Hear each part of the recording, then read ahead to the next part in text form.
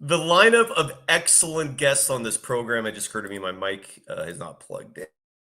David, do I sound any better? There you go. And speaking of better, speaking of improved, talk about the guests we had on this show. And it continues. On today's episode of Golden Days, the mayor of NBA Threads himself, David Rushing. David, we haven't done a show on this on this channel dedicated more to the overall NBA landscape. And that's your ballpark, man. You're an NBA guy. I know you got a team as well, but and thankfully there's a lot to talk about. Are you ready?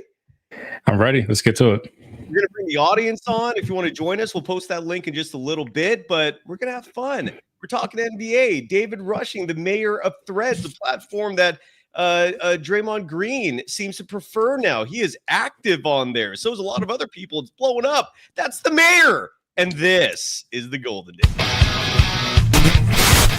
They always find something to nitpick, and that's because there's expectations for us to win. Leave me alone this summer. Woo! Let's go. In a minute, I'ma need a sentimental man or woman to pump me up.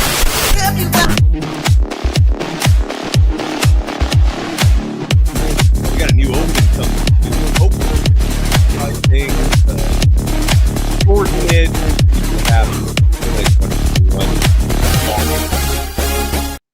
Welcome to the Golden Days. I'm one of two hosts for the afternoon. You can follow David Rushing on Threads at Yo Rush. Let me get your graphic here so people can just see it if they're watching on YouTube. You can follow me, Cyrus Saatsaz, on Threads and Instagram at Dog Wild, over on Twitter at Surf Journalist, the program on both platforms at Golden Days Pod. David, we have a lot to cover today, but first things first, how the hell are you doing, brother? Great to see you. I'm good, man. I hope you're doing well. Hope you had a good holiday weekend. We haven't done this in a while. You haven't had me on. I think last time you had me on was toward the end of the season, toward the end of the NBA season, I think, because we were talking a little bit of the play-in playoff picture. But always happy to jump on and always grateful that you invite me on, especially with the lineup of guests that you've had and that you have. So I feel special. Bro, the privilege, the special feeling, it's mutual at a minimum. It's definitely felt on this side of the coin, brother. You're like you've become, when it comes to Threads, and in case people have been living under a rock and they're going, what's this Threads thing? It emerged 2-3 years ago. Basically, Meta, the parent company of Facebook, Instagram, and so forth, they created an alternative to Twitter when people desperately were looking for that. And so we were like the OGs there when it first started, and you really blew up, dude. I mean, you're like, I think now you're approaching close to 100,000 followers. And you've got a podcast. Just what's this experience been like for you, man? I don't know what you were doing before your presence started being felt on a more grander scale via your Threads presence. What were you doing before you became an NBA media personality? I wasn't doing anything, to be honest. I was going to work, coming home, changing diapers and putting kids to bed. That was pretty much what I was doing. I was, which I guess what you would call a lurker on Twitter now, or formerly known as Twitter, whatever they're calling it these days, where I would be in the NBA Twitter community and I would look at things and like things and try to comment on things and see if I get a response, but nobody ever responded to me. So I was basically a nobody, just an everyday person, just who happened to be tapped into social media a little bit and love the NBA. So everyone in the chat, everyone on this planet, we're all just people. We're all just human beings. Yeah. Nobody is more special than anyone else. Some of your actions and character might reflect, maybe you're a more decent person, you're a more accomplished person, whatever the case may be. But I appreciate the lack of ego, man. That's something I respect tremendously. And you're doing great work on that platform, dude. What's your show, real quick? You have a podcast you launched, I'm guessing, correct me if I'm wrong, about a year ago. What's the name of the show? How can people find it? And what's it all about before we start talking NBA and everything else? Yeah, for sure. And thanks for letting me plug it. It's the Corner 3 podcast. It's myself, Tone, and Jared. We all met on Threads, all a part of NBA Threads. Tone had his own podcast that he'd been doing for years. and has like a ridiculous amount of episodes somehow. He's crazy committed to the craft. He knows a lot about all the major sports and even college sports. And Jared actually is doing some freelance writing for the Wizards and also covers the Mystics. So he's been doing a lot of reporting on games lately, especially with the WNBA season. And he's gotten asked some questions in the post-game press conferences, which has been really awesome and really cool. Yeah. You just have me, the guy who's just on social media. Like they're actually doing stuff professionally, and I'm just kind of, making memes and commenting on NBA headlines. But no, we got together. I want to say we've been doing it for about 3 or 4 months now, probably a little bit longer. But we just talk about professional basketball, WNBA, since that's the sport that we're in the middle of right now, and then the NBA when it picks back up. So and what's the name of the show again? I'm sorry. The Corner 3 podcast. Corner 3. Okay, beautiful. So we're on Instagram, we're on Threads, we're on YouTube, Spotify, Apple Music, all your traditional platforms that you would find content like that. And we try to do a really good job of not doing a lot of what you see on First Take, the Jordan, LeBron, this player's legacy is on the line tonight if they don't drop 35. We try to stay away from a lot of that and just talk strictly hoops and give all these players praise, because there's just a tremendous amount of talented players in the league today. Okay, and it's just a basketball podcast. So, Jared and Tone have helped me make that dream come true. And we're looking forward to, I guess what you would call season 2 of the podcast, because we're going to start back up probably next week. You might as well call your podcast the place where Steve Kerr wants Jonathan Kuminga. Just stay in the corner, right? Just hide there until we need you. Anyways, I digress. And you brought up First Take and the type of rhetoric those kind of shows provide, just loud, like popular topics. The stuff that drives ratings for better or worse. And I'm with you, man. I like focusing on the content itself, right? And I like focusing on nuance, because that's what life is about. It's not, you're rarely, if ever, going to get an accurate analysis on something, painting with broad strokes. But a show and a platform like First Take, that's what they do, and they get numbers. And it's early in the morning. I always think about that too, right? People are just like slowly moving, and so when you suddenly hear, "Hey, I'm Stephen A. Smith," like you're gonna wake up, right? It's gonna get you moving a little bit. Who knows if that energy is good or bad? And he's got Magic on there now too, so it's just like twice the amplification. There you go. And thankfully, again, we're doing this show on a day where there's a lot to talk about with the NBA. We're going to get to all of that. Alan Day, I see you in the audience. On last night's show, David, we debuted a new weekly show, a part of Golden Days. It's called the I-80 Crossover, and it's a dual stream with Golden Days and Believe in Kings, the Sacramento Kings broadcast. Mark Haynes is the host of that show. I don't know if you're familiar with Mark. You're probably more familiar with his brother Chris Haynes. But Mark is holding his own, and he does great work covering the Kings.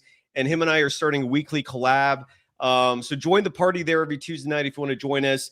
And now we're doing this as well. There was a reason I brought that up. I didn't just bring that up just to shamelessly promote it. If I remember, I'll go back to it. But my stoner brain failed me there. I apologize. But you brought up the First Take scene, and today there's a lot going on in the NBA, and probably the biggest news is this Kawhi Leonard a revelation that was it Pablo Torres? Is he the one who broke the story initially?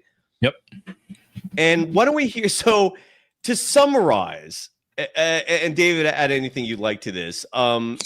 Basically, Steve Ballmer, the owner of the LA Clippers, for a brief moment there, also, and again, he's a former Microsoft founder. The guy is filthy rich, one of the richest people in the world.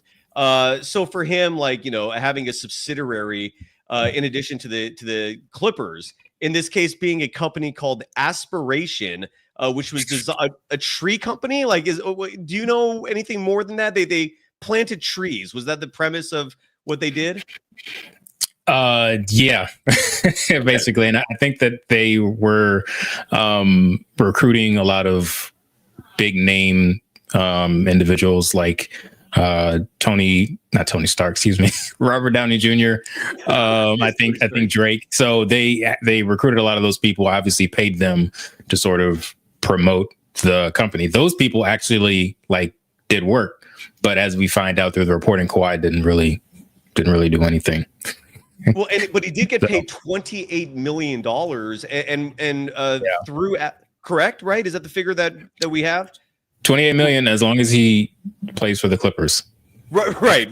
And again, what's not a normal, is that a word? What isn't unusual about this is a team sponsor also endorsing a star player. This actually happens fairly regularly. Right.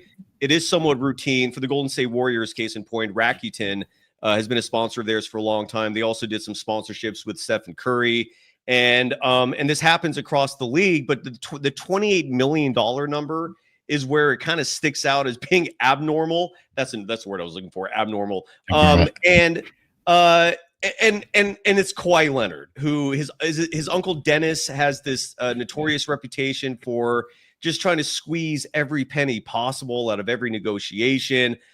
This situation also is a little suspect because there were a lot of reports indicating that Kawhi was initially about to sign with the Lakers back when he was leaving the Toronto Raptors, and then very last minute he signs with the Clippers. Although this report does not focus on 2019 when he first signed with the Clippers, but rather his contract extension in 2021. With all that said, Stephen A. Smith, anything you want to add to that before we hear from Stephen A. Smith, who went off today?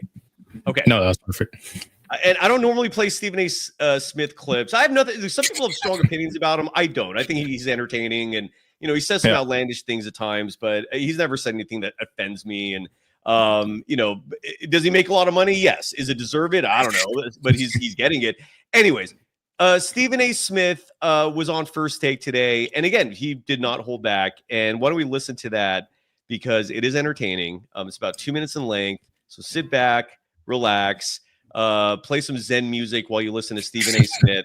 And here he is talking about Kawhi Leonard and this story involving the LA Clippers. I have never seen a superstar do less to market and promote his team or promote the brand.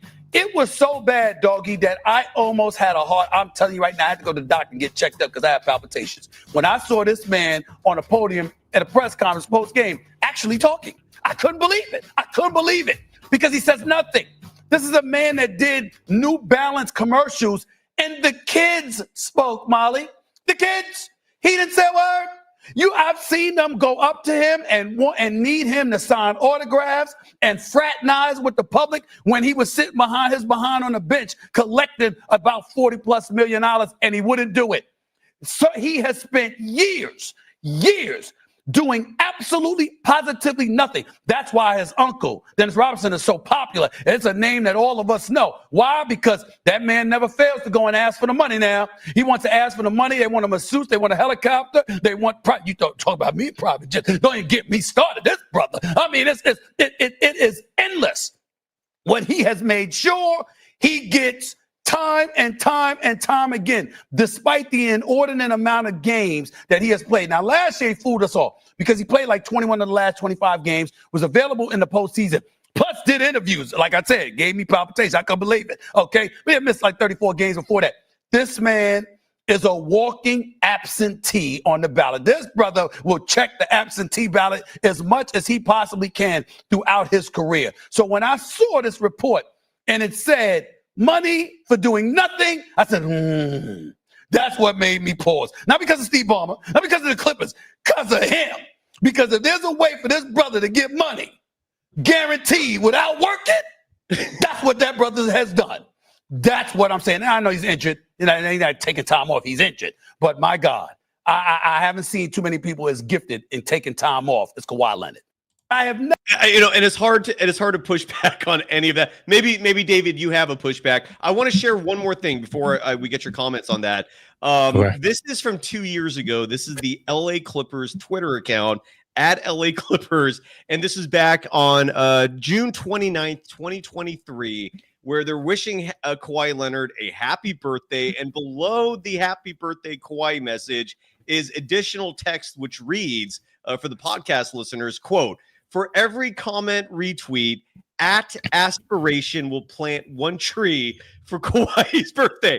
And if you click on the at Aspiration, right, because there is a tag there, and I was curious. I'm like, oh, so they have a Twitter account. You click on Aspiration, and it goes to an egg for a profile photo, no header, and somebody named Becca Destry is the name associated with this now dead account. The company itself allegedly filed for bankruptcy. The person who ran the company supposedly is under some legal trouble. So, I think it would be presumptuous to place blame on Steve Ballmer here. I apologize. Nonetheless, not a good look. Back in, I think 2000 or 2001, the Minnesota Timberwolves were busted for sliding Joe Smith a deal under the table, and that cost them 5 first-round picks. I don't think anything's going to happen, though, to the LA Clippers. David, your thoughts, brother? What a way to start the day. Like, this news hit early, I think. I think they released the podcast. I don't know where he breaks everything down. I don't know if it was released last night or just dropped early this morning, but I was up getting my kids ready for school, and I opened up, I got a Twitter notification where this was being detailed, and I was just like, oh my gosh. But my immediate thought was someone's going to make the joke about Steve Ballmer paying Kawhi Leonard in 2 different ways to basically no show and do nothing, because people love making the load management jokes. But no, this is just, it's just wild. And for once, I won't say for once, but I actually tend to agree with Stephen A. Smith, because what have we seen from Kawhi Leonard throughout his career? Like, there's like access to him it just doesn't exist. Like, if he's not playing, right, he's not giving interviews, he's not signing autographs, he's not showing up to promotional events, things like that. So but we do know that Kawhi is about his money and likes to get it. So this whole thing, it's crazy that it happened in the way that it happened, but it's absolutely believable. I have no issue believing that any of this occurred, because it fits everybody involved. Right. So it'll be interesting to see what happens. I don't know that anything will come of it, but looking at the potential, like loss of draft picks, fines, maybe null and voiding Kawhi's contract. I don't think they'll go that far, but it'll be interesting to see what happens for sure. ATGYY in the chat saying the Clippers released a statement. That statement was not on their Twitter account. I don't see it there. But I did see something that they where they addressed it and denied that Ballmer was involved. They denied any wrongdoing. Pablo Torres, whatever. Say? I think it's Torre. Torre, thank you. Pablo Torre. I don't know if he's still with ESPN. He's been with them for a long time. He'd fill in sometimes as a host for Pardon the Interruption. And I saw a clip of him on Dan Patrick today saying that his next target is Jalen Brunson. Now you're talking. Because and this did make me think about all the sus deals out there, right? Like I feel like any team LeBron is with, you got to wonder what's going on there. No offense. But he bounces around. They always end up with incredible talent. Leaves me scratching my head sometimes. Jalen Brunson, though, I do appreciate at least some focus being shifted there, because it is wild. It still is wild to me that he just took less money for the sake of the team. I get it. Sometimes star players do that, right? Kevin Durant infamously took a few million less when he was with the Warriors, I think, for a season to help out with salary cap implications. Even the Jonathan Kuminga negotiations. Reports have indicated that his agent Aaron Turner is recognizing that the Warriors need some cap space this coming season to sign free agents. And so he has said that they respect that, and they're gonna. But typically, if a player can get the most amount possible, they're gonna do it. And supposedly Jalen Brunson's the next target. What do you think about that? And are there any teams that make you a little sussy in terms of maybe some under the table deals? I've just never heard that. I don't think I've ever said that before, but I think I'll add it to my my lexicon. No, I don't know if there's any teams off the top of my head that strike me as sussy. I do think that maybe there's some there with the Jalen Brunson thing, but I think in like 2 years or 3 years he can like get X amount of dollars more. Like, with these contracts and these max deals now, it's always about at what point what point you are in your career, like if you reach the 10-year status and things like that. I don't know where he falls on all that, but I think I remember reading something about why he took less, because he can recoup it in X amount of years down the road. And Correct. as beloved as he is in New York, I don't see him going anywhere. So I don't know if that's really a threat. And he's got his dad coaching, right? And and his dad coaching. Now, if there's any sussy going on, I think it's how quickly it was announced that he was signing with the Knicks when he left Dallas. It was like 12:01 and 30 seconds. Like, it was announced that Jalen Brunson was signing with the Knicks. But no, that's actually a great question. I would have to put my conspiracy hat on about what like deals recently would make me think that there's some under the table activities going on, but I can't think of any off the top of my head. Xavier Hill in the chat mentioning the Dallas Mavericks, the New York Knicks, maybe both New York teams, the Miami Heat. Who knows? I've always wondered in regards to this premise of paying players under the table to circumvent the salary cap and maybe entice them more to come to your team. I've never understood why Bitcoin transactions are not examined more closely, because that's the whole reason we have Bitcoin and this cryptocurrency is to circumvent regulation. It's a form of financial transaction that is not regulated. And again, it's like, what's stopping Joe Lacob from, for example, telling Jonathan Kuminga, hey, what if we just slip you an extra $5 million of crypto? Like, like who's going to notice that? Like, who's going to see that? Like unless the IRS is working with the NBA and giving them reports like, hey, your client actually got this much. I don't know how you get caught. Maybe someone in the chat can add to that. But can you think of any way like that a team or a player can get busted for a crypto transaction? And because if you can't, I don't see why that's not happening on a more regular basis. I don't know. Yeah. Just somebody leaking it. Someone maybe being jealous or pissing somebody off who's involved in the process, and then it gets leaked. It gets leaked to Pablo. So we got another breaking news story.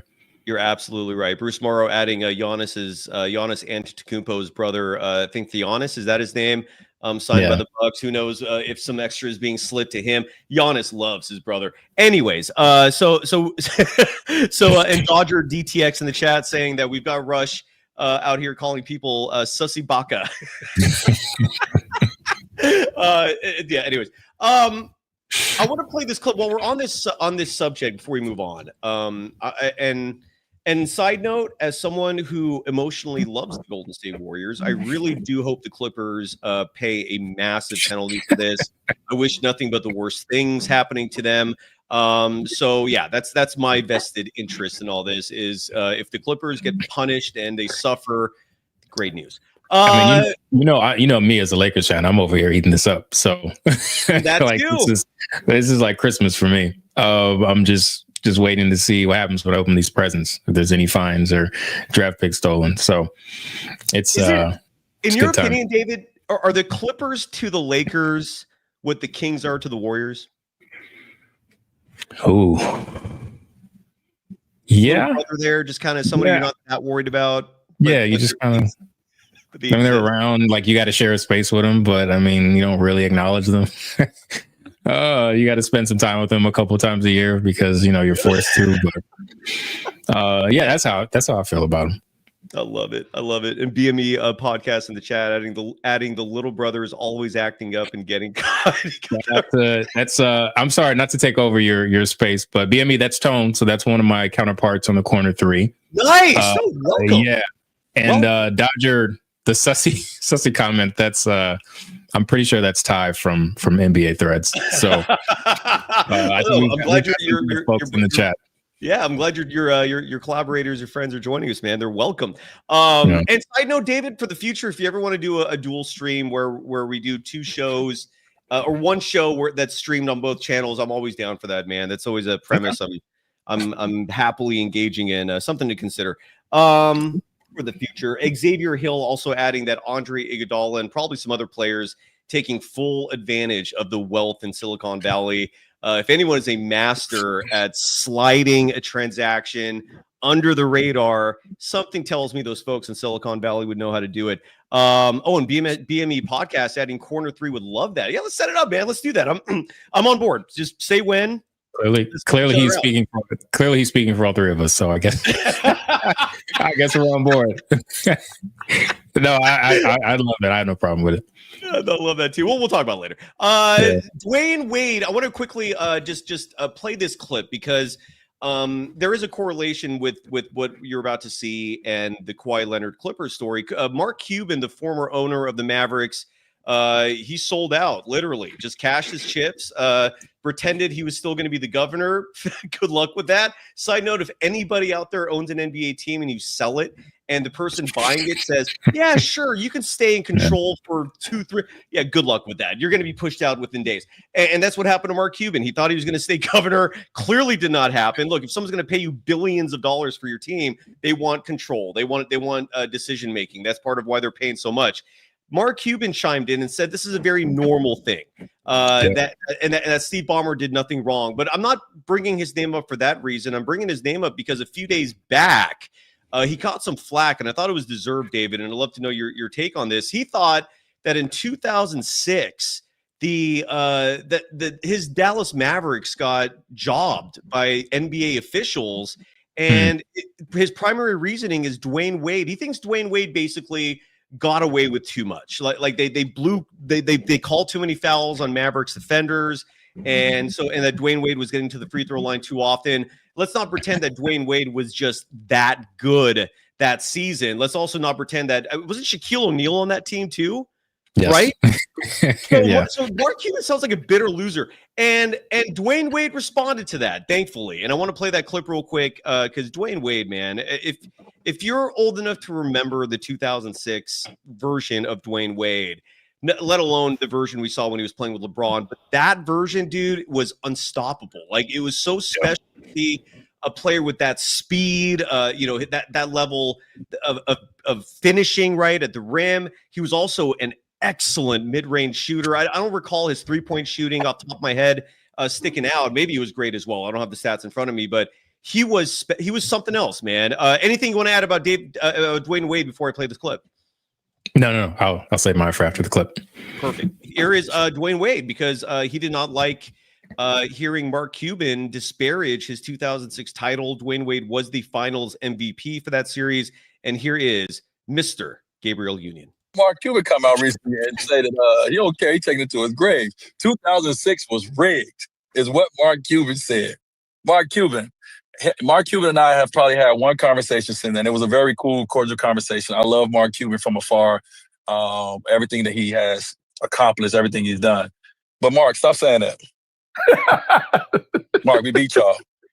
Did we get some foul calls? Everybody get foul calls. We can all go back and point. I can go back and point in 2011 during one of them series where Dirk had 48. He had 24 free throws in one of those games. Does that mean that the refs wanted them to win? I don't know, but it wasn't rigged. Like, we still had to play the game. And so, yeah, you had a young guy that was becoming a star in the NBA. Did I get a few whistles? Yes. But was I the only one attacking the basket every play? Probably so, bro. I'm going to get some whistles, too. I'm going to get some calls today. We're fouling. Let's not act like that. So you're not about to tarnish the work that I put in as a young guy to do something that not a lot of young guys have done in this game to say it was rigged. Mark, stop that. Y'all got us. We got y'all. It's all love, baby. It's all love. All right, a lick for a lick now. Stop that bullshit, Mark. Talking about he taking it to the. Dwayne Wade was not having it, rightfully so. Look, all I remember from that series is that Dwayne Wade was unstoppable. Nobody on the Mavericks could stop him. He was that special. Your thoughts, David? I think Dwayne Wade is the original foul merchant. No, I'm just joking. I'm not being serious. No, he was really special in that series. I mean, if you just look at the last three, or game 3, 5, and 6, 42 points, 43 points, and 36 in the clincher. And he was putting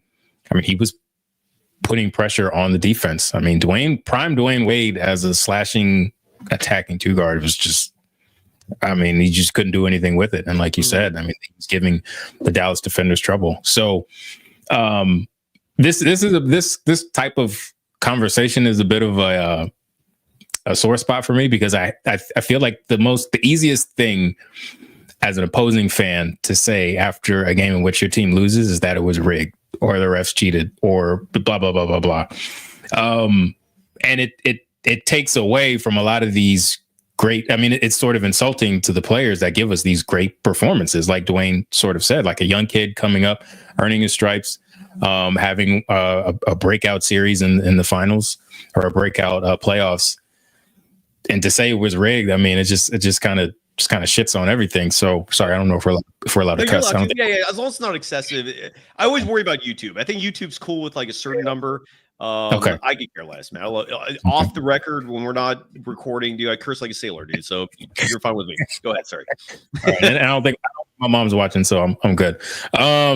So yeah, I don't like people saying that just to begin with, but no, I don't think the series was rigged. I think Dallas went up 2-0. Miami made adjustments, and Dwayne Wade had a fantastic series, and also had motivated Shaquille O'Neal on the squad. Yes, sir. Absolutely right. Now, Bruce Morrow does bring up a good point in regards to having sour grapes in hindsight, and he brings up the 2016 NBA Finals. And I will go to my grave saying the suspension of Draymond Green was criminal. It was unjustified. There was no good reason for that. David, your pushbacks. I'm guessing you do have a pushback to that. Maybe you don't. I don't know. Was it? I mean, if we're looking at it from the technical foul that got Draymond suspended, was it controversial? I would say yes. I think you could make an argument that, hey, this is a play on, this is a nothing, this is a blow the whistle, tell the guys to cool down. You can make the argument that he swung upward at LeBron. You could also make the argument that LeBron stepped over Draymond. All that is fair. But how did Draymond get to that point where a technical foul gets you suspended? So I don't know that you can look at it in a vacuum at just that moment. The other plays in which Draymond accrued technical fouls, those have to sort of come into play as well. And if you don't have those, then that incident it doesn't affect you.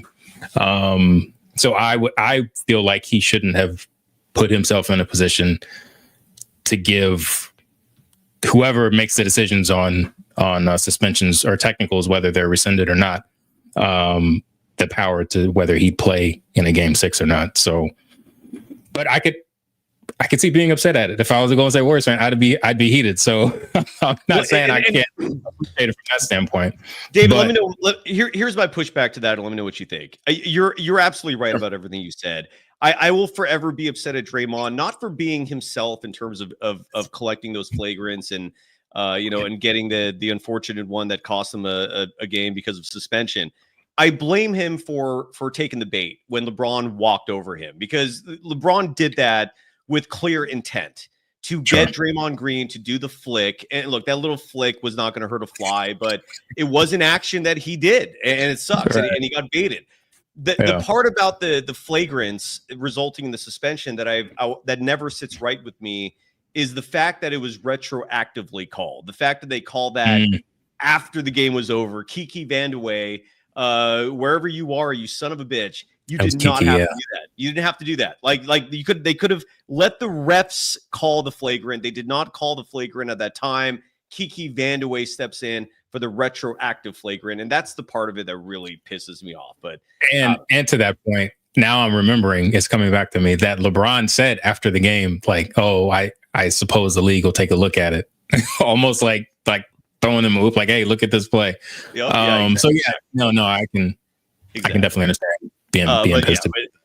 And again, if you're a LeBron fan, those are beautiful memories. If you're a Warriors fan, those are nightmares. Well, what are you going to do? So that's some of the drama with the Clippers and with Mark Cuban. By the way, I put the link in the chat because on last night, I remember now why I brought up 30 minutes ago, why I brought up the show I did last night with Mark Haynes, the debut of the I-80 crossover. I remember 30 minutes later now. My apologies for that.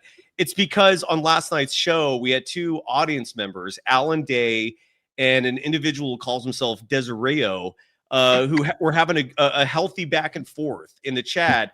And I told both of them, if they both show up tonight, we're gonna back off and we're gonna watch a debate between these two. So the link is there. So Alan Desario, if you're out there, click on that link and we'll give you the platform to have your debate. And I think the debate was whether or not Draymond Green and Stephen Curry are high IQ basketball players. Alan Day said no, that the only high IQ basketball player in the Warriors is Jimmy Butler. Bold take. I'm not endorsing that take, but it's his take. It's Alan's. And then Desario was like, you got to come on, Alan. Yeah. So you could, well, I saw Alan at the beginning of the show in the chat somewhere, so I think he's going to come. But Desario, you got to show up, man. We want to see this debate. The people want to see it. Give the people what they want. See, Alan's in the chat now. So let's bring Alan on real fast, just as a tease while we wait for Desario. David, are you cool with this? I'm 100% okay with this. I love it. Alan, how are you doing? I'm doing very well. Cheers to you guys. Right back. I'll be really quick though. I have to jump into class. I'm in law school, so not to face, but I have a couple minutes, so I just want to pop in. Well, no. I the face is because I'm impressed. What law school are you going to? What are your goals?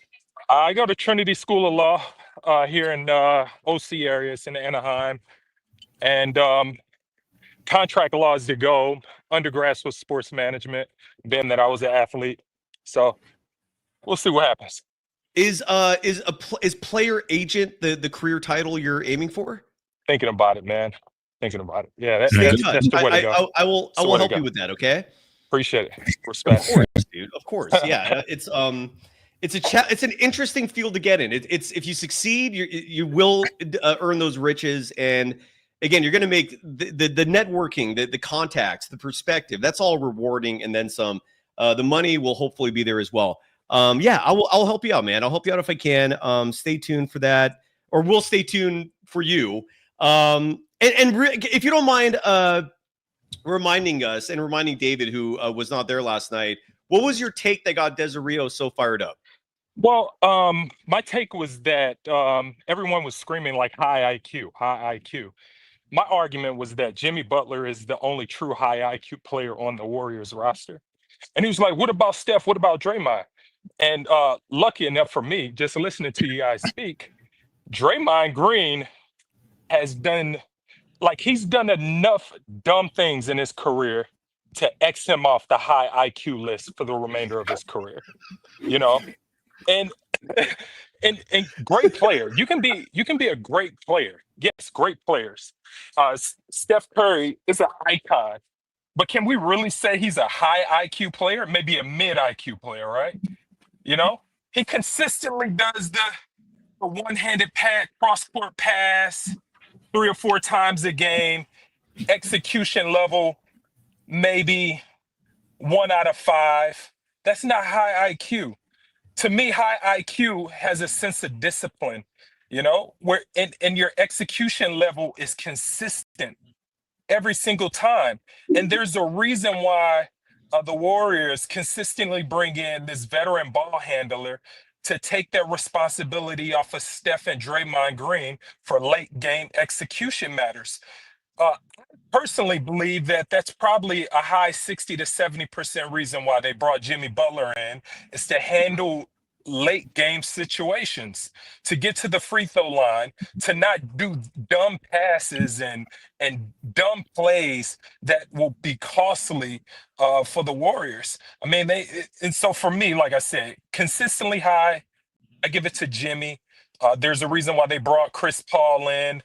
There's a reason why Steve Kerr kept David West and Andre Iguodala and S. Livingston around to handle late game situations or steady the game whenever Steph and Draymond and Clay were doing dumb stuff. This isn't brand new. Like these guys, they've been doing the same thing their entire career.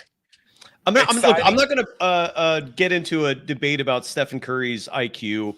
We'll agree to disagree on that front. I do think he's high IQ, but how can either of us win an argument like that? The Draymond part of it.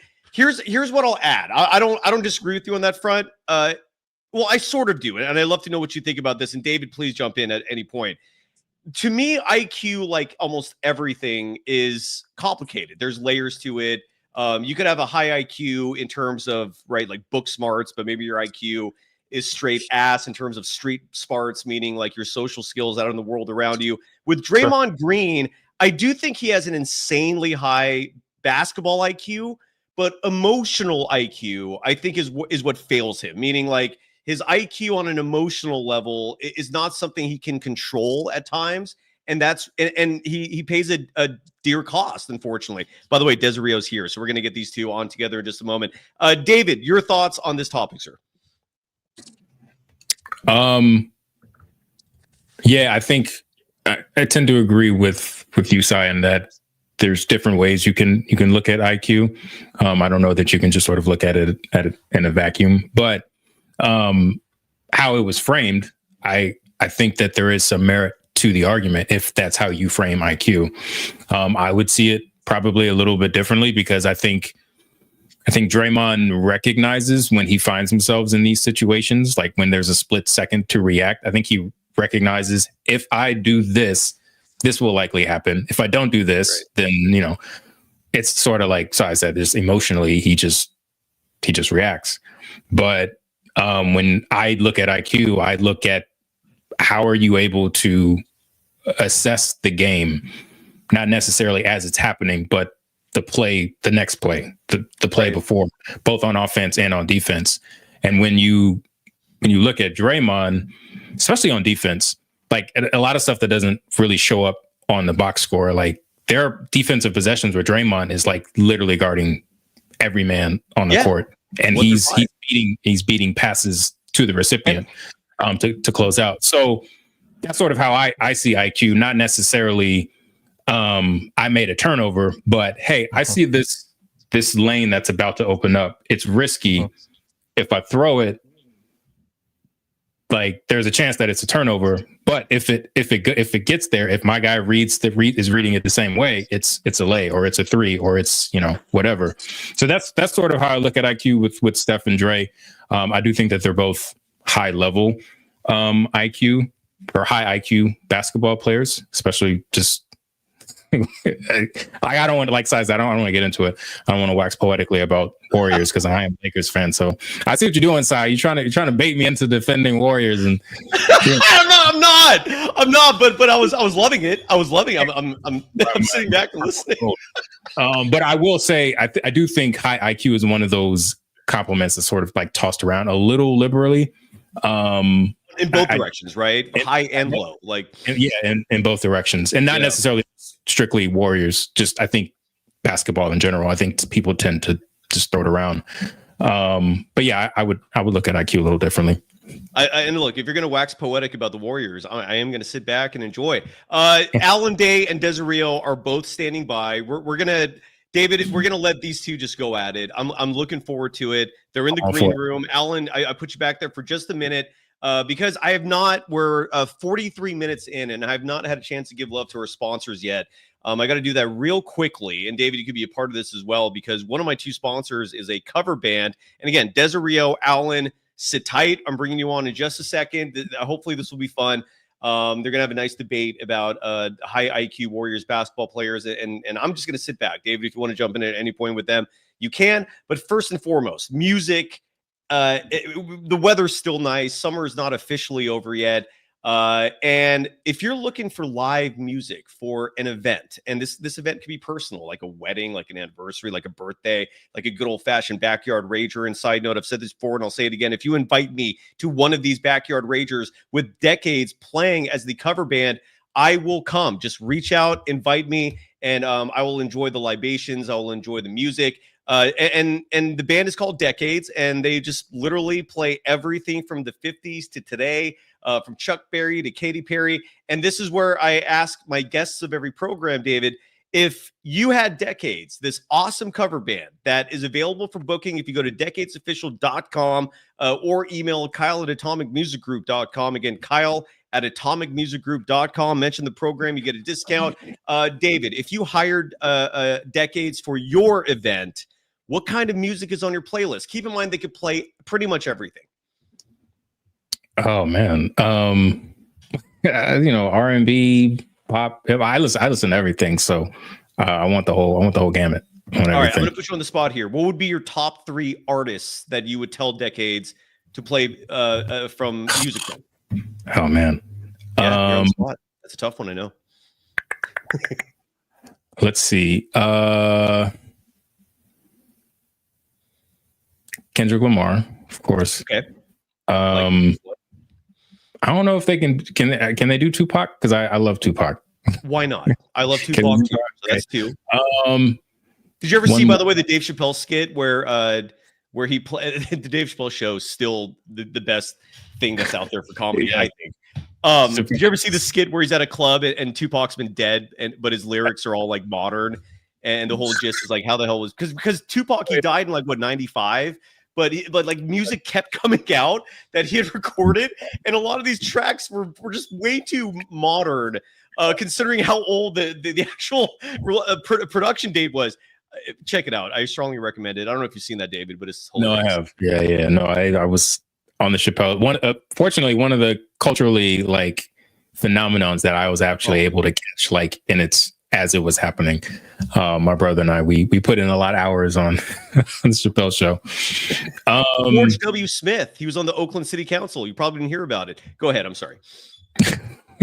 And I was, why not? Michael Jackson. There you go. Well, and Decades can do that for you. It's that simple.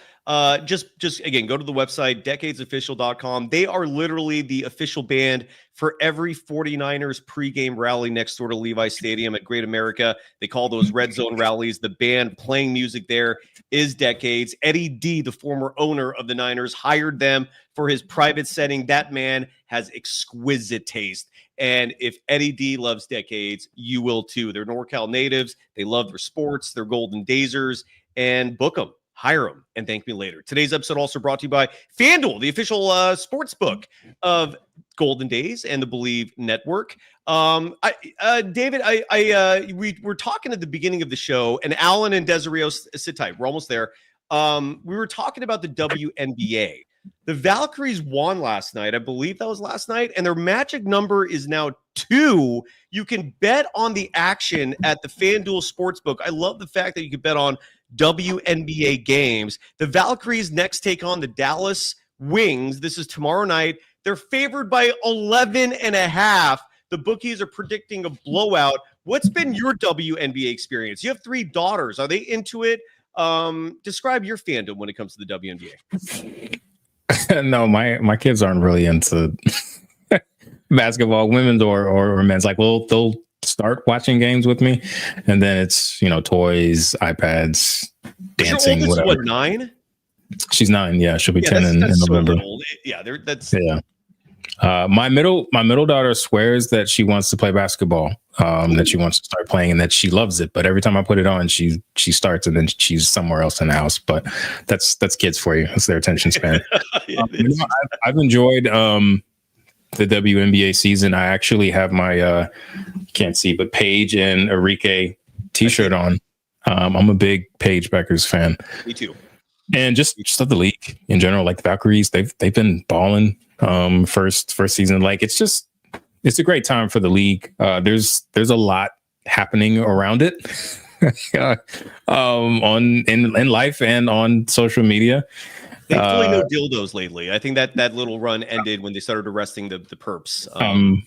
I'm glad we've moved past that. Yes, but it's an exciting time, and it's as a basketball fan. Like, you've got so much basketball year round. WNBA, Unrivaled, Big 3, NBA, college. Like, it's so much basketball. So I'm loving it. I love it too. It's a terrific game. The postseason is just around the corner, and you could bet on that with FanDuel. And right now, let's bring on Alan. Are you ready to go, sir? You're muted. Let me see if I can unmute you for you. There you go. Oh, I accidentally there. I might have screwed Give that me up. 1 moment.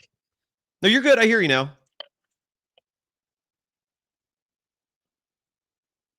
It's great content. Just sitting here, just dead air.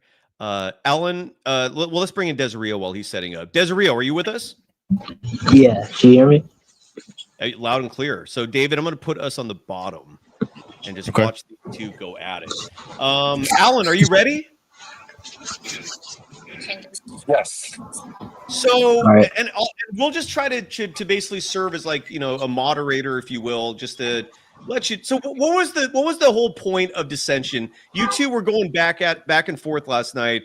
What's the disagreement? How about it? So basketball IQ. It's on the topic about basketball IQ, and he was saying Steph and Draymond don't have like particularly high IQs, and because he said he used points about like clutch game execution, and for Draymond he said like him being a hothead. So before we start this, I just want to define like basketball IQ so we can like get a like good basis on what it is. So what I believe it is like the ability for a player to like read the game, make intelligent decisions like during the game, defensively and offensively, and yeah, just like be able to make quick decisions and strategies just help team success. Do you agree with that? Alan, he's talking to you. Oh, sorry. Oh yeah. I mean, yeah, to some degree, for sure. I definitely agree to that. But again, there's a sense of discipline. There's a sense of consistency. So high IQ comes with timely plays and timely mistakes. And I just believe that both Draymond and Steph, they need someone to hold their hand so that they do not ruin the games in late game execution. Respect to the Warriors, but that's what they do. Okay. I know what you're talking about. You're talking about the turnovers, the dumb things they do sometimes, the wrong execution, but those are certain moments. I don't think that should define the whole IQ of the game. The game is not only 1 minute. It's not the last 40 seconds of the game. It's 48 minutes of the game. Each play matters, and that's I don't think just clutch execution, even though that matters and that's what actually wins you the game. That shouldn't define the whole basketball IQ of a player. Like Draymond, for example, like defensively, I think that's where his IQ is at the best. He's able to make quick decisions. He can guard 1 to 5 first of all, so he's already good at that. And him just adjusting, like I remember a play during the season against the Lakers where he switched on Rui because he figured out their play. I don't remember the exact things, but he's just to sum it up, he's amazing defensively. His IQ is probably the best in the league, I would believe. And offensively, he's the one running. He's our point guard, pretty much. He's our point guard. He's the one running our offense. And this offense has gotten us 4 chips out of 6 final attempts. So I don't know. Like I don't know how you could say Draymond specifically. Curry, you could make an argument, but Draymond specifically doesn't have high IQ. I don't understand how you could say that. Just because I'm calling them, just because I'm saying they're not high IQ, that means that's not saying that they have low IQ. I just don't believe that they are high level in that department. Great players, iconic players, but there's a reason that they have specific players on the floor with them because of their IQ level mistakes, whatever level that may be. Who are those players? Who are you referring to? Oh, Andre Iguodala, Esdon Livingston, Chris Paul, now Jimmy Butler. These are guys that are What, responsible. I'm sorry. what about on the 2022 the finals one where they won? Who was that player responsible for cleaning up their mistakes? If it's happened while we've been having success all this time, 2022, who was it? Well, 2022, they had a multitude of guys that were picking up slack. I mean, lucky for them, they had Andrew Wiggins, who had the greatest moment of his career. Uh, and then you had Jordan Poole, who was having his his moment. And I can't even imagine that's his peak, being that he's so young. But Jordan Poole had his moment. So it was several guys who picked up slack, who took on responsibility. Klay Thompson as well, at the point of attack, he was a strong wing defender. Jordan Poole did a lot of the ball handling responsibilities as well. And in respect to Steph, I believe that was the greatest we've ever seen of Steph. So yeah, I mean, back to you. You mentioned you can't pick out specific moments, but then you highlight this one moment where they had success. But we've been watching Steph Curry and Draymond do the same. Hell, on the defensive side, we've watched Draymond how many years give up the wide open corner three? No, when I say moment, I mean you're saying play by play, specific turnovers, specific dumb things. I'm just talking about just a whole, let's say a whole basketball game. In the whole entirety of the basketball game. When I say 20-22, that's 82 games played. That's 24, I don't know. Yeah, like 24 playoff games. That's a multitude of games. So you could pick at the little mistakes, of course. Yes, I know what you're talking about. I noticed Steph, he does have a tendency with the turnovers, and sometimes he needs a ball handler. That I agree with that part.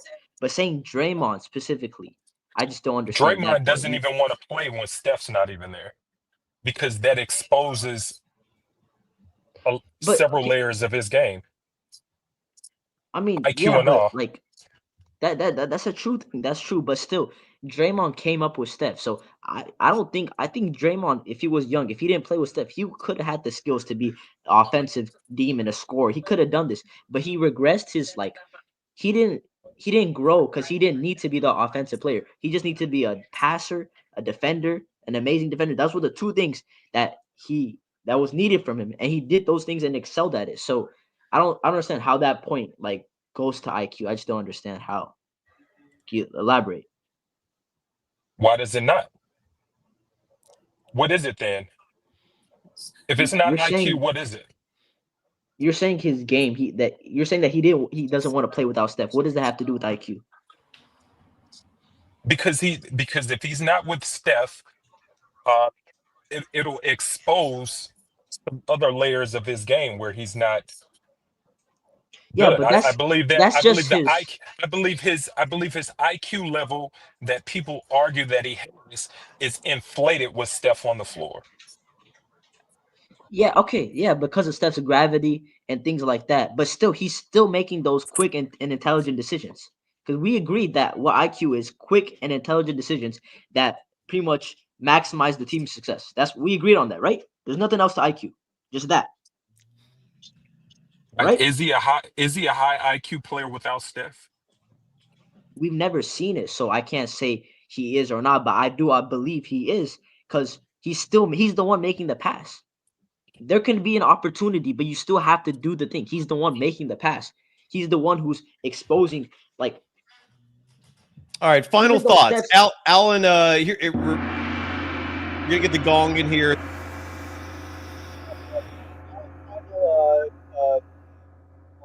Final, your closing arguments. you want to go first? Or Desiree. I don't care. I said Alan, but whoever wants to go first, I could care less. I'll just go first. All right.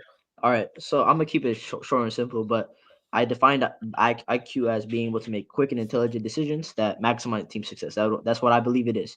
And throughout this Warriors run, we've seen Draymond been able to feed off Steph's gravity, make that extra pass, and defensively, he's a different monster. I don't think we've ever really seen any person with his defensive IQ being able to guard 1 to 5, carry our defense to top 10 defensive rating every year that we're healthy. It's insane. So I don't understand how you can look at both sides of the court and say he doesn't have a high Q.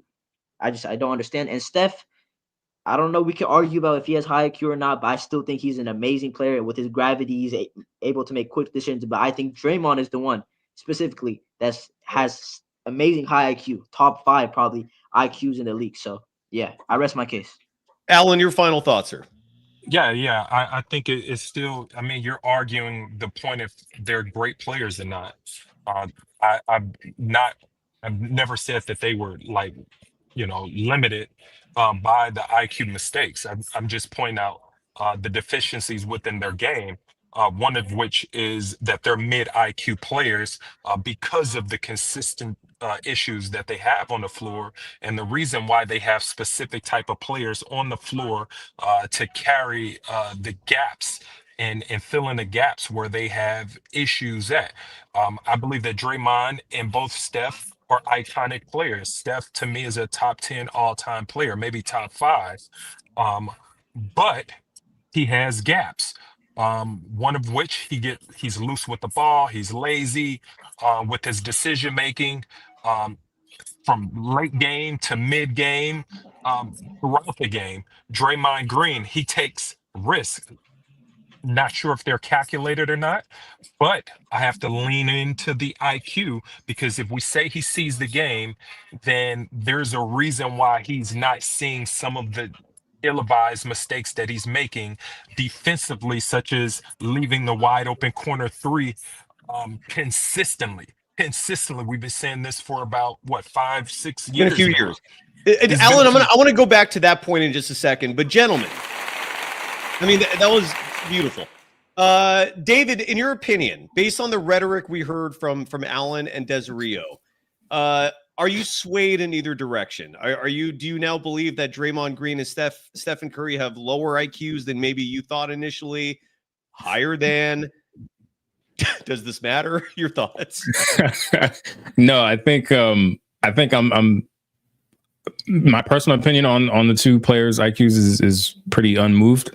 And that's not to say that these guys didn't argue their points well.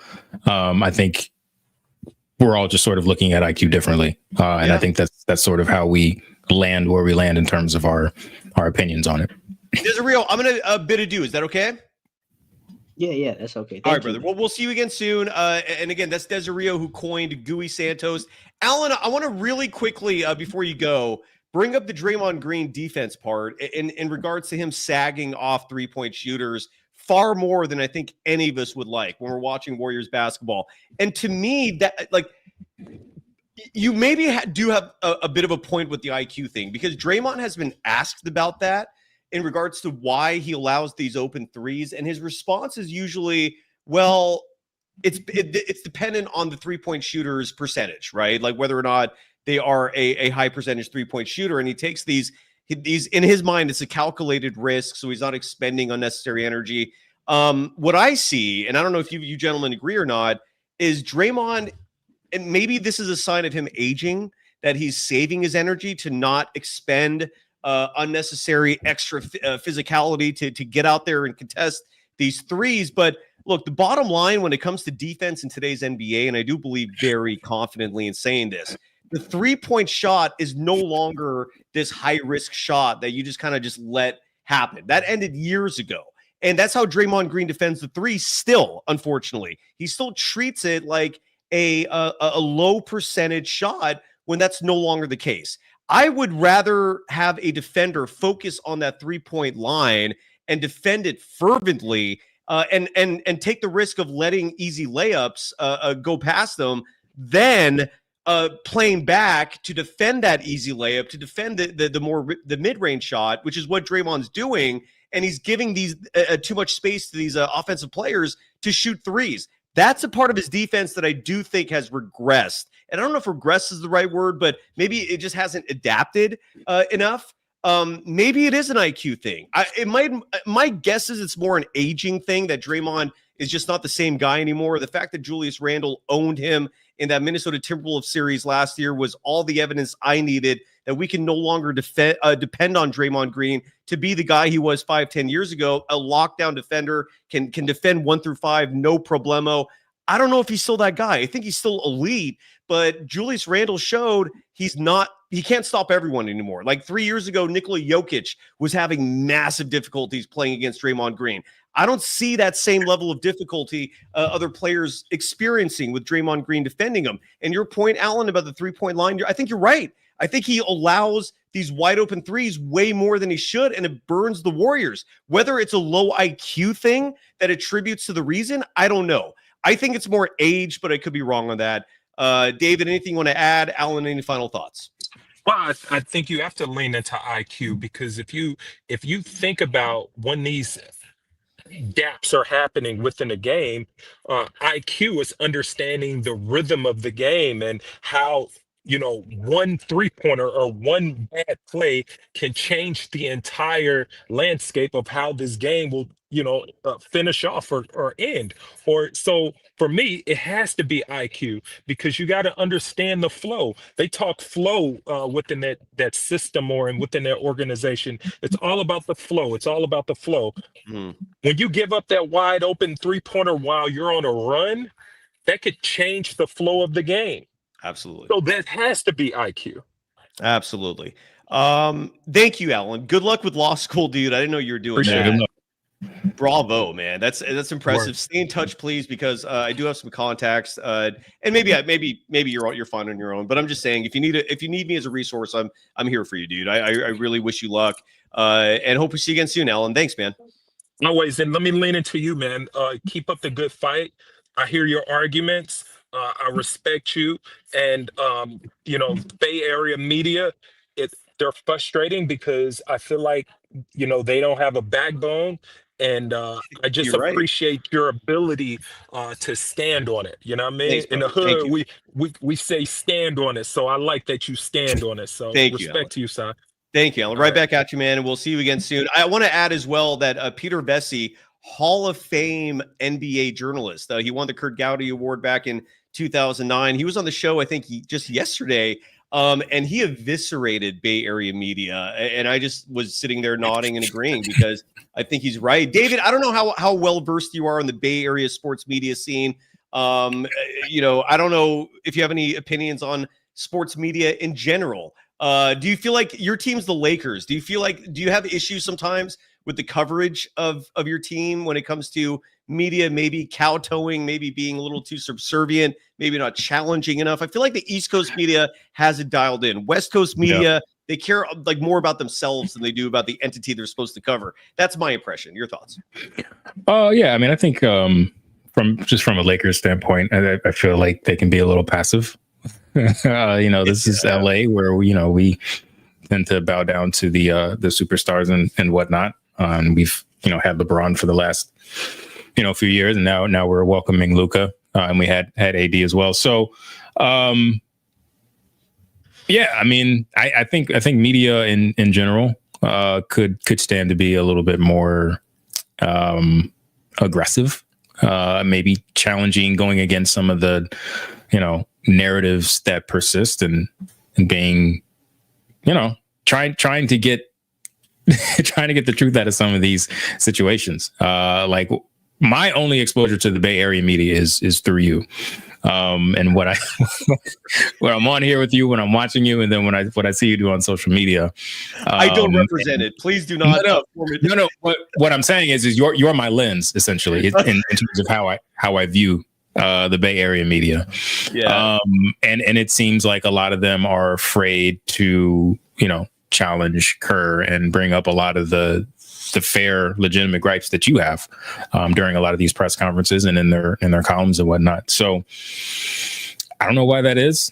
I think a lot of it is self-preservation, David. I think a lot of it is, and this is a cynical take perhaps, but I do believe it fervently, that this industry is not attracting the top talent like it used to. And the fact that job placement guarantees in terms of financial security, it's the talent pool has weakened considerably as media has proliferated because anyone can do this now.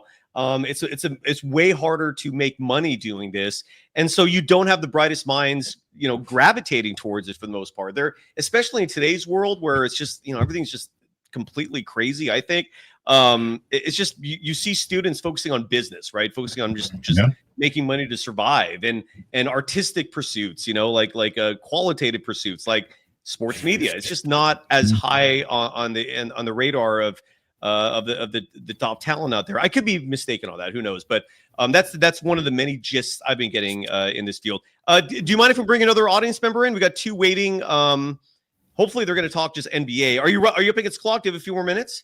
I'm good, man. Awesome, dude. Let's bring Bad Ombre. He's been waiting for a while. Ombre, welcome to the program. How you doing? Sorry, I was muted. Can you hear me okay? Yeah, you're good. You're good. Floor is yours. Okay. I just want to say I'm tired of hearing about IQ. I think it's old. I think people are just repeating what they hear on 95.7 The Game. That's David. 95.7 The Game is one of the two local sports talk radio stations. They're the flagship station of the Warriors. Just in case. Oh, okay. Go ahead, Ombre. Yeah, I mean, okay. If we're honest, our low IQ player was the best player during that Minnesota series. Okay. And I'm also, I'm just tired of hearing about his side. And I didn't mention his name once on the show today. I don't think. I know, but I have to go here. Another thing that pisses me off is people want to believe that this system is so complex. No, it's set screens and pass the ball to Steph. That's our elaborate system that Kerr designed. And if you don't pass the Steph, he doesn't want you on the team. That's why he doesn't want Kamika, I believe. And another, I know I'm rambling. This is almost like a vent. You're fine. You're good. Keep going. Because I've been looking at, I've been going on YouTube, watching like clips. James Wiseman, when he first got here, Cyrus, he really wasn't that bad when they had him in the pick and roll with Steph. He did okay. But after the injury, Kerr came up with the genius idea to have him jacking up threes and setting screens for Steph. So I don't know if they're going to win a championship that way. Everybody just passed the Steph. I don't know. But you got some players. They had players. I told you this before. They had Jordan Poole. They let him go. Lester Quinones. I don't care what people say. That kid was a baller, a hooper. He is. They let him go. I think Moody. See how they did them. Kaminga. He turned 23 or 24 recently. I think he's with the Magic now. Are you familiar, David, with Lester Quinones, who's been bouncing around? Way too talented, in my opinion, for someone to not find a more secure role. I don't know if you're familiar with his game. Not heavily, no. It's okay. He's been mostly a two-way guy, end of the bench guy, but he was on the Warriors for a brief moment, and he was not a bad player, I think. Anyways, go ahead, Omri. Okay, this is the last thing I want to say. I'm tired of hearing people complain about Kaminga doesn't rebound, because I looked up the stats. Andrew Wiggins, the most he ever averaged on the team was 5 rebounds. Kaminga last year, 4.6. So what are we really talking about? I've never seen a fan base that really wanted to get rid of one of their young talents before, and I just don't get it at all. But that's all I wanted to say, and I'll drop off. Thank you. No, Omri, before you go, I don't know how old of an individual you are, how long you've been following the Golden State Warriors, but there's a lot of similarities here. And David, I don't know if you're familiar with this situation as well, but back in 94, 95, the Golden State Warriors got Chris Webber. It was at the time, one of the greatest moments of my childhood. Suddenly this superstar player actually lands on the Warriors. It's a big, all this small ball stuff. This has been going on for decades. Don Nelson started it. They get Chris Webber. In his rookie season, they get 50 wins. Everything's looking amazing. Latrell Sprewell's on the up. The optimism abounds. And then that very next offseason, Chris Webber is like, I don't want anything to do with this. I don't want Nelly ball. I don't want to be your small ball center. I don't want to be the guy bringing the ball. And you had and I feel like there's a lot of similarities to this. I'm not saying Kuminga is the same level, but you have fans just deferring to the coach in this coach-player rift. And the advice I will always give is you side with the player, man. Like, it's easier to replace that coach than it is to replace a player with a lot of talent. And it's just, this is a recycled theme I'm seeing now again. Ombre, can I say one last?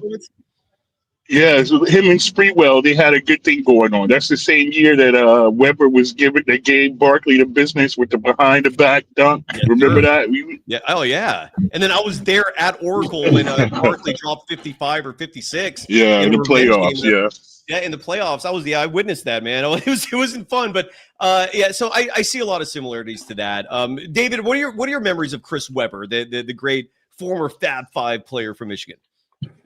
Yeah, well, I'm gonna age myself. I was born in '87, so I wasn't really into basketball in '95. You're not aging yourself to me, dude. Sorry, go ahead. Well, considering how young I am, but no, my peak Webber memories are with the Kings, and how they sort of reinvigorated that fan base out there. But yeah, no, I'm in school because I'm learning about that season from you guys. And Webber, the 50 wins, and then the next season, the issues he had with Nelly. But brutal. It was brutal. Omri, I just want to say one last thing. I just want to say one last thing, and then I'm gonna drop off. I do not believe nobody can convince me that if Kenny Atkinson was coaching this same team last year, they would have been in a play-in. I'm thinking at least a 4 or 5 seed. It's just Kerr, the system. It doesn't work anymore. You have athletes, you have ballers, and you want them to just set screens and pass the step. If you have a wide open layup, okay, you can't take that wide open layup or dunk. You have to pass the step. That's what Kerr was talking about when he said, "Oh, Kaminga, he looked off step one time." The dude had a wide open layup. What was he supposed to do? He's 22 years old. So that's all I wanted to say, and I'm gonna drop down now. Lumber, you were fantastic. Sorry. What were you saying? I just said I was going to drop off, and this was a great show. I just wanted to vent because I'm so tired of hearing about this complex system that these people think they're running. All it is pass the step. How complex is that, really? It isn't complex. I mean, it's probably some little nuances here and there, but at the end of the day, set a screen, pass the step. That's their complex system. So that's all I wanted to say. Ombre, you were fantastic, dude. But Desirio is coming in saying he can't stand this Kerr hate. David, does this sound like Kerr hate to you? I feel like we've been pretty mild today. Is this hate to you? I think you guys are just being critical, which doesn't necessarily mean doesn't automatically mean hate. It just means you're being critical. And I think you're allowed to be critical of a head coach. I think you're allowed to be critical of players. I think it's all fair game.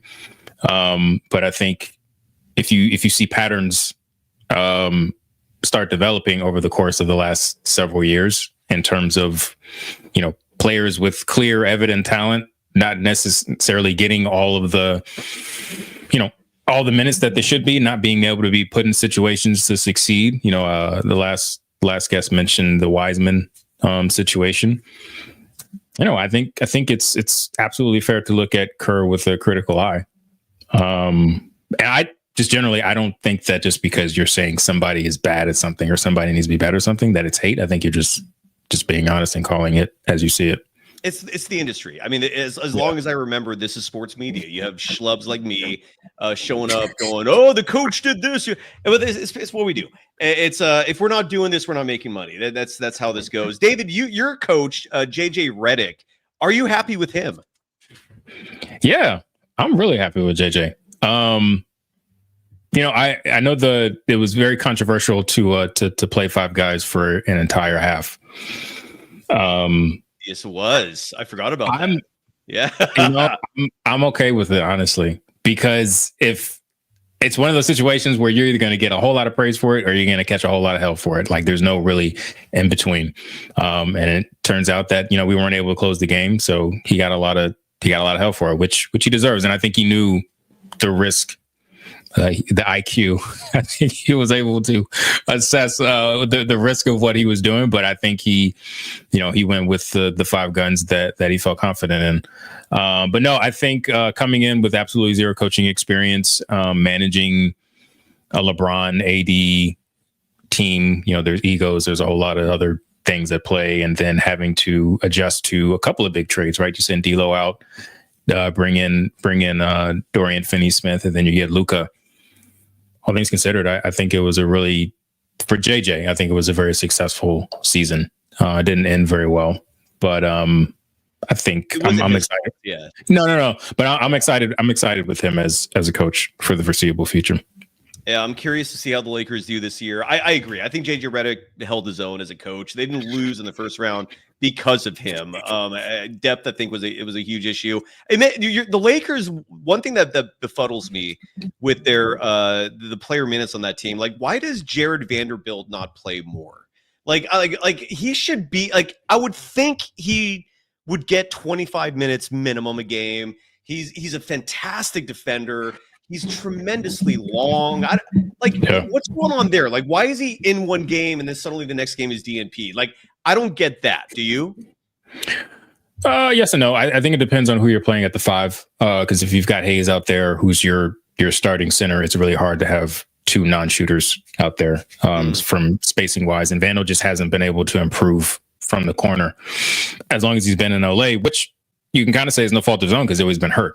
Right. I think I saw this is his first healthy offseason, I think, since he's been with Lakers. Like he's just just been hurt. Somebody fact check me in the chat on that, but I'm pretty sure this is his first healthy offseason as a Laker. So, but no, the intensity, the ability to guard multiple positions, the rebounding, he can even do a little bit of shot blocking from the weak side, are all things that you want on the court, but he's just limited offensively. So it just depends on who else is playing well, who's hot out there in terms of how much you can play him, depending upon the other lineups.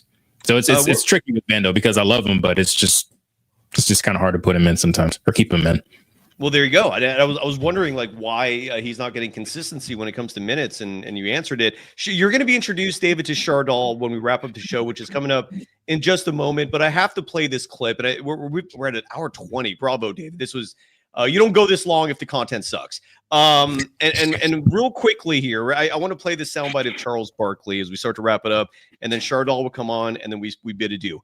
And David, you have 3 little ones, which is why I am eternally grateful you're taking this amount of time out for the program. And as I said at the beginning of the show, if you and your team ever want to do a dual stream, I'm 100% down for that.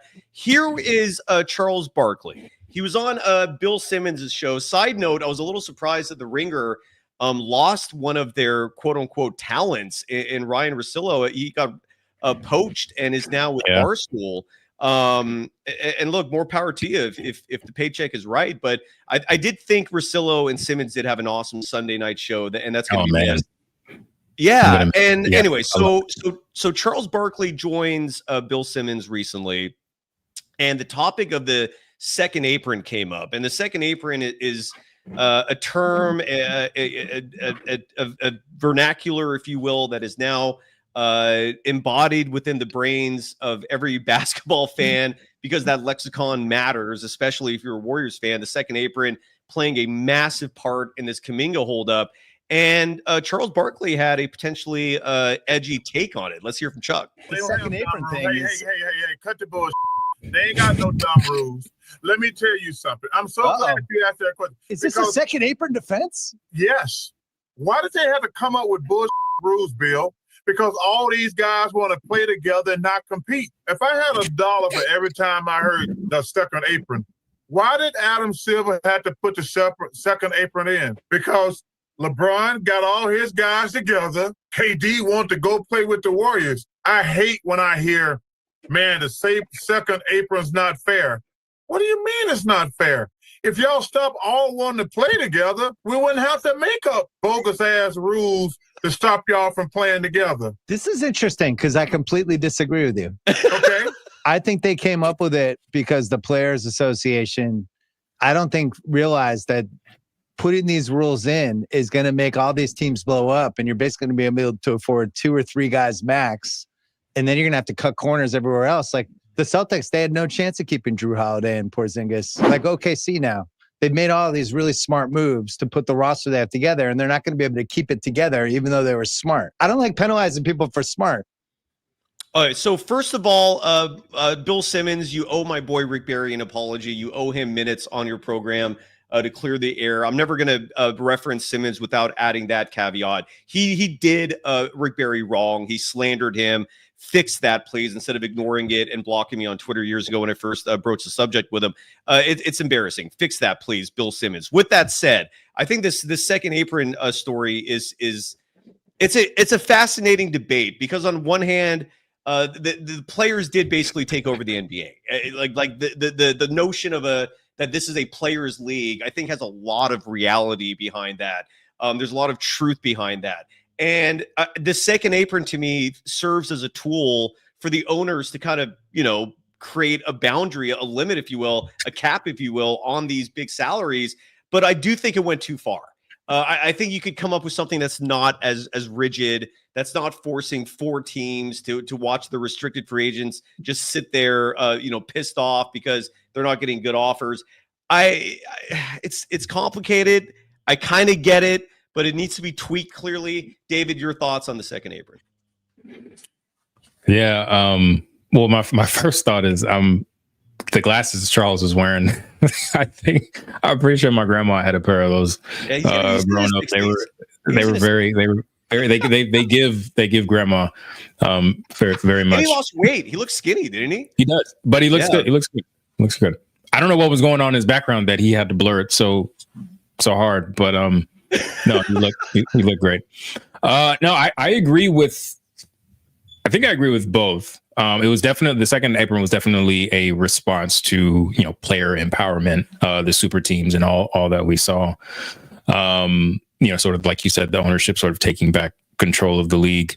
But I also agree with Bill in that I don't know that the Players Association realized how much they were giving up. Like, it was just one of those things where you couldn't really recognize just the magnitude of that deal and that concession until you reach what we're experiencing now with this offseason. And I don't like penalizing teams for being smart. OKC is going to have to make some tough decisions in a couple of years. Now they've got the draft capital where they can, assuming Presti continues to draft as well as he has, they can just reload. But even those sort of have a horizon on them. So I think it went a little bit too far. Teams that are able to sort of thrive in this environment, are really going to have to, like Bill said, cut some corners. But unfortunately, this is our reality. But it does suck to see some talented guys still out there on the restricted free agency market, just as a result of the second apron and teams' apprehension to it. Dude, Ben Simmons is about to retire. Russell Westbrook might retire. If the Warriors don't sign players like Seth Curry, GP2, Rick Bucher was on the program last week, and he was spitting facts when he said that GP2, a huge reason why he's just lingering around the Warriors and why there's this impression that the Warriors are going to re-sign him, even though I've counted 3 media members I have trust in who have all chimed in on this. 2 of them said GP2 is not coming back. One said he might be coming back. But as Rick Bucher spelled out, it's either the Warriors or Moscow, meaning a lot of these talented players who still have game left, they're looking at a reality of international play or bust. And it's kind of crazy, man. And this is where I do think, we're running out of time here, so there isn't enough time to really talk about Adam Silver and how he's doing in the year 2025. Right now, like, the way his tenure started as the commissioner was fantastic, right? One of his first challenges was the Donald Sterling situation, which was a huge issue, right? And he handled that masterfully, I thought, getting him out of there as quickly as he did, and which led to Steve Ballmer, the topic we started with. And but lately, the last few years, dude, you're like, Adam Silver to me is broaching F grade level performance. Like, just between expansion, between this scenario with the second apron, it's between so much acquiescing to smaller markets, right? Like let's not forget that sports fans, especially, which fund the whole thing, they love dynasties. Like, dynasties are appealing. Narratives are what drives sports. And I get the parody thing, and it is working to a large extent, but don't go too far extreme either. Don't forget that you need these stars and these personalities and certain teams especially to have extended runs for us to really familiarize ourselves with them, for us to welcome them into our homes, metaphorically speaking, right? Like, and if you take that away, and if all you're aiming for is parody, where is the connection? Like, how are we going to emotionally connect to these individuals? Dynasties are good for basketball, for sports, period. I don't like decisions that chip away at that. But we're running low on time here, and that's a whole other show we could talk about. But your final thoughts on the second apron and Adam Silver, and I guess I'm just really peeved that Seattle still doesn't have a team. I'm really pissed off about that. It's 2025. How do the Seattle Supersonics not have a basketball team? That's outrageous, man. The NBA should have 4 expansion teams. Instead, they're focusing on NBA Europe because they don't want because 30 NBA owners don't want that pie to turn into 134th, right? Or 132nd. Like, they like their 130th, and they know that if it turns into 132nd or 34th, that's a smaller annual a piece of money coming in, even though the expansion fee is going to be very healthy. And that's such a shitty way to think and approach a business and a sport that is enjoying all this growth. So Silver, to me, is not doing a good job lately. Your thoughts? And then you didn't even mention how difficult it's going to be to watch games this year with the new TV deal and all the different platforms that the games are on. They just shut down one of the big streams, right? I was going to say, rest in peace to Stream Eats, which was the failsafe for a lot of people. I'm sure something else will pop back up. But yeah, I mean, you just add that and how difficult it already was for like certain markets to watch their local teams, right? Like Cleveland and even out in like the Chicago, the Illinois, Indiana areas, it can be really hard with all the blackout rules and the regional sports networks. So it's just a bit of a mess. And yeah, I think his tenure started out with the bang, literally, but he handled it very well. They've introduced some nice things to the league. I'm a fan of the in-season tournament. I like the play-in. I like those two additions to the game. But yeah, here lately, he's definitely getting a lower grade than when he started. And Simmons, a huge part of his argument, which I understand, is a lot of these moves are taking away the opportunity for teams to extend longevity with their rosters, right? To maintain these cores and I think that's good for sports to keep teams together because it allows your community to again develop more of an emotional connection and relatability and you have this community coming together for these players and teams and breaking them up and creating formulas to make it easier for teams to break up, encouraging it pretty much. I don't see how that's positive. But again, this is subjective and we could agree to disagree on a lot of these topics. I just don't like the fact that we don't have expansion for all the wrong reasons. On top of the fact, you're right, viewership's getting challenging. We don't even know the best TV program covering the NBA inside the NBA. I read somewhere we're not going to really see these guys, Ernie, Chuck, and crew until like December. And why? What's the reasoning for that? It's craziness. Are you ready to meet a character as we wrap it up, David? Yeah. Okay, this is Chardal. He's a Bay Area legend. I still have not figured out a good sound effect or clip for him coming in. It's not going to be boos. We're not booing. No. We're not going to boo. No, we're not laughing either.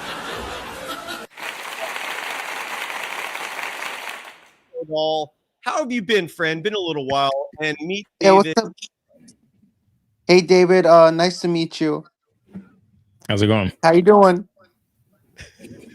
Sai, I'm a big fan of your YouTube channel. You make some great content, man. You slay it, brother. Every single day, man. How have you been? It's been a little while.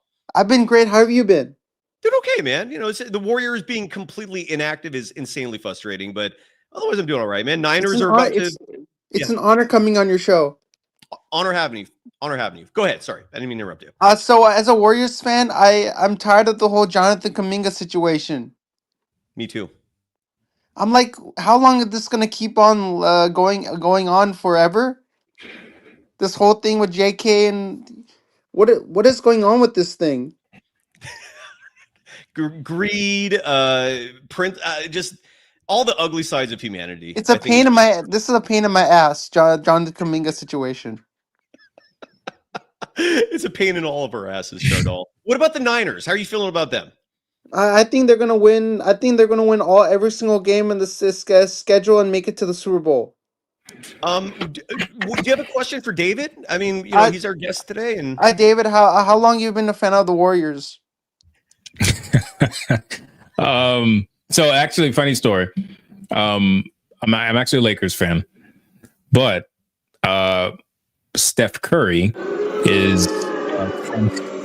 Sorry. Go ahead. Steph Curry went to high school in the Charlotte area, which is where I live. Yes, I know I'm a Lakers fan who lives across the country. I get it. We'll have that conversation later. But he went to high school, and we're about the same age, so we played high school basketball. I never played against him, but he was in the same area. But he went to Davidson College, and my wife spent a lot of time there. So her famous story is she was at this party one time, and she's very certain that while she was, on the dance floor tearing it up, she backed into Steph Curry. Now, of course, this is when he was Del Curry's kid, but he wasn't like Steph Curry like he is now. So because of that, whenever the Warriors have been in the playoffs and doing well, or when they're in the finals, we actually watch and we root for them because there's a semblance of a Steph Curry. Bravo. There you go. I do like to see the Warriors do well. I enjoy trolling them just as much when they're not doing well. But no, Sai's always been very gracious toward me. So I just come on and we chop it up a little bit. But I do, like you, I do want the JK saga to end one way or the other. And I would like to see the Warriors fill out the roster because I believe they got like 9 players on the roster right now. Currently, so yes. They haven't done a thing in nearly 3 months. By the way, is this a compliment or do you not like this, David? Degenerate Dad in the chat saying that you are a Damian Lee doppelganger, Damian Lee being Stephen Curry's brother-in-law. Are you familiar? Yeah. Compliment. He's a good-looking dude. That's not an insult, certainly. Do you like it or no? That's a new one for me, but I'll take it as a compliment. I haven't heard that one before. Hey, Sai, I'm gonna be going to the Nuggets and Warriors home opener in Chase Center on 23rd October. Jokic versus Curry. That's awesome. I'm going. By the way, generational. I'm gonna be turning 29 years old. Bravo. Happy early birthday on that. Real quick, Shardal, I want to bring this up because Generational Hater mentioned that Eurobasket is going on right now. I'm not following that closely. I know a lot of important players are participating. I did read this, but I didn't watch any of the clips or get details. But apparently Alperen Şengün dominated Nikola Jokic. David, did you see anything about this, Shardal, either of you? No, I didn't hear about this, but in the video game NBA 2K26, the video game that just got released, you can play in the Euro leagues. That's pretty cool. Oh, I didn't know that. That's You pretty could, cool. and it's a new feature in the game. I love it, Shardal. So, are you excited about the Niners? What are your thoughts on the Niners? I'm excited about the Niners, and how many games are in the NFL season?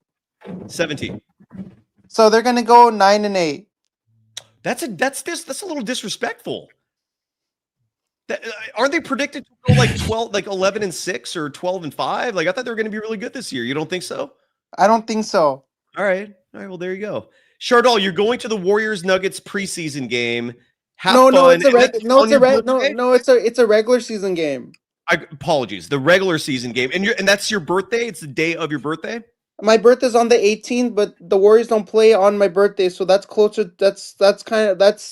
That's closer to my birthday, the 23rd. Like it's 5 days after my birthday, but it's still close. It's still close enough. Close enough. All right, Shardal. Any final thoughts as we wrap it up here? Because David has 3 kids. He has to run to. So can you please tell all the haters out there stop booing me because I'm a legend and an OG and I don't appreciate the boos. Who's booing you?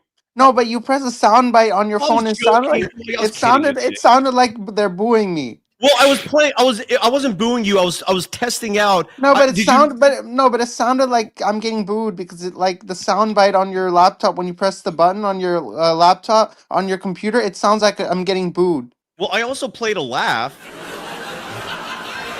and then right before you came on, Shardal, we did applaud. We did applaud you. No booing. You're good.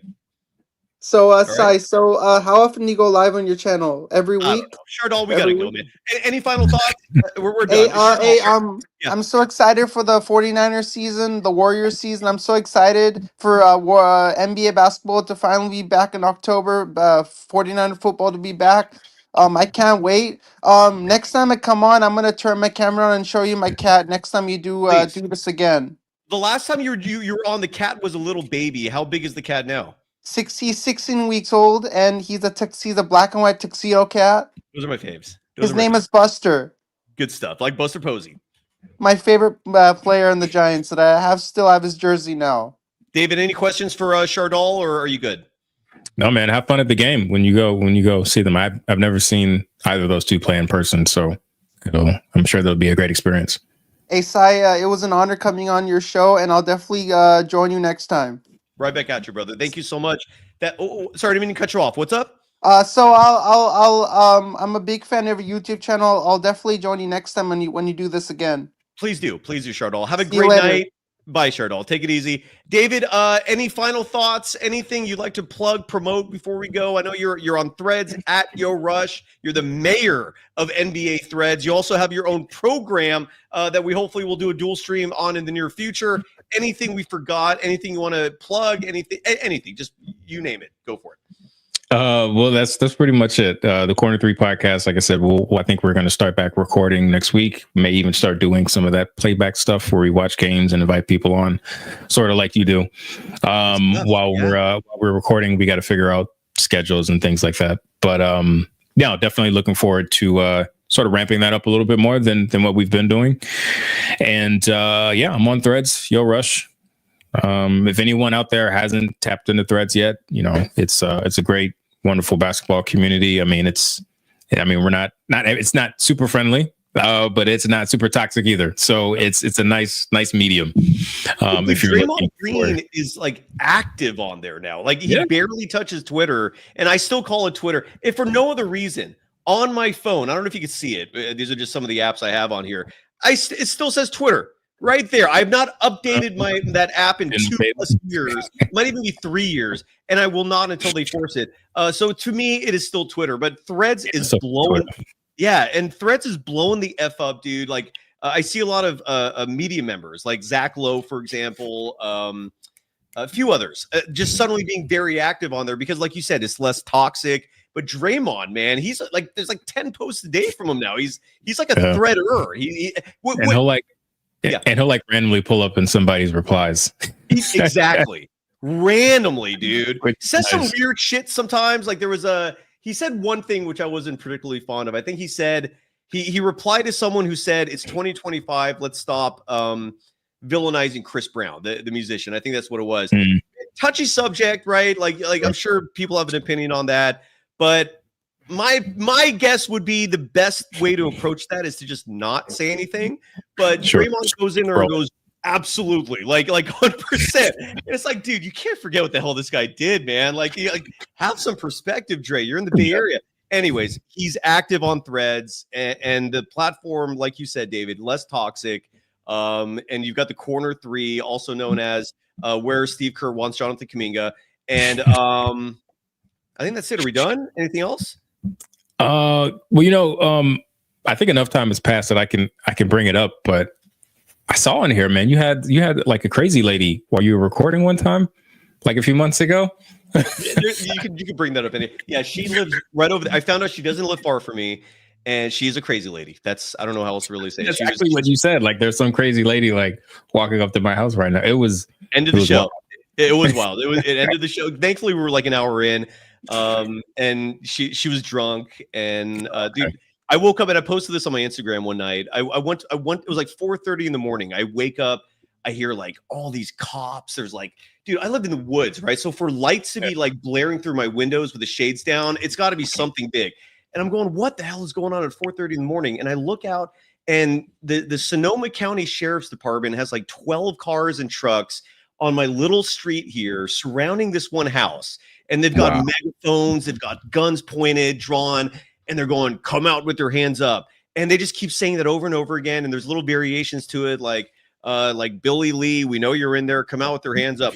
And apparently that crazy lady, she had a boyfriend who I think he pulled a knife on her. I don't know what happened. Suddenly the sheriff's department is here for 5 hours. What I also learned though, from that experience, David, if you play Grand Theft Auto, unless you're a dad of 3 girls, I don't know if I have some complicated feelings about it at that point, because I don't think kids should be playing GTA. But GTA is a phenomenal game, and the version's coming out I think next year. My point is, in GTA, if you have like a 6-star police pursuit on you, where you have serious crimes, you have like the feds and everybody. Exactly, you can hide in that game, and eventually the stars start to dissipate. Right, if you run away long enough, the stars go away, and you end up being a free person. That's what happened here. Those cops, like they gave it 6 hours, because I woke up a few times and they were still out there, and I'm going, what the hell is this? They gave up. They just literally didn't know if the guy escaped into the woods. They gave up. They just left. So my point is, if you're a criminal out there and you commit some sort of felony or something, and you're a perp, just wait it out, and you'll be okay. That's the lesson I got. It was insane. Anyways, degenerate dad in the chat saying that Draymond is the ultimate troll. I didn't realize you lived in Sonoma County. That's actually my youngest daughter's name, Sonoma. Sonoma. Yeah. What why? Just out of curiosity. What inspired it? My wife named her that because of where you live, because of Sonoma County. Yeah. It's a beautiful area. If you're ever out here, let me know. I'm proud to call it home. I like it. And I'm really proud and stoked that you came on, brother. This is always fun. You're good people. Again, the Corner 3 pod, Subscribe to it, folks. Follow Yo Rush on Threads. That's the handle at Yo Rush. And keep up the great work, brother. You're doing a fantastic job. Appreciate it, man. Always. Thank you. Thank you, man. I think we're done. Anything else in the chat? B40 quickly throwing one more Steve Kerr dig, saying Steve Kerr's committing a crime by not making any trades this year. Yeah, absolutely. And thank you very much for the kind words. We're done. Thank you, everyone. David, thank you for an hour and a half. That was a huge commitment on your part. I'm grateful. Thanks, everybody. Oh, bub.